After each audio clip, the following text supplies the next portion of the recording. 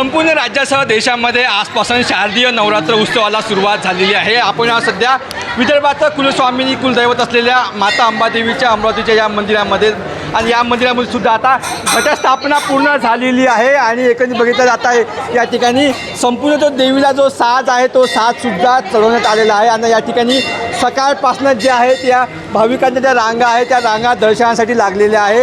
एकंदरीत बघितलं तर 80 किलोपेक्षा जास्त चांदीचा जो साज आहे तो या ठिकाणी ठेवलेला आहे आणि या मंदिराला जो पौराणिक जो महत्त्व आहे ते प्राप्त झालेलं आहे। माता रुक्मिणीचं हरण करून श्रीकृष्णाने याच मंदिरामध्ये रुक्मिणीचा व श्रीकृष्णाचा विवाह झालेला होता। यासोबतच याच अंबादेवी मंदिराला छत्रपती शिवाजी महाराजांच्या राज्याभिषेकाची जी पत्रिका आहे ती सुद्धा आलेली होती आणि अशा प्रकारचं जे मंदिर आहे ऐतिहासिक मंदिर जो वारसा आहे या मंदिराला लाभलेला आहे।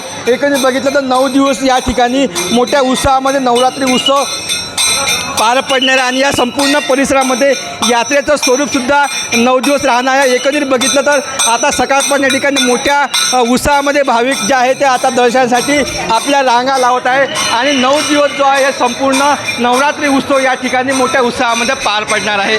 अमरगटाळे साम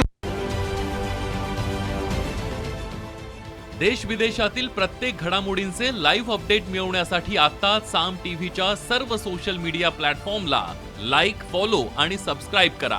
तसंच सर्व नोटिफिकेशनसाठी बेल आयकॉन प्रेस करायला विसरू नका।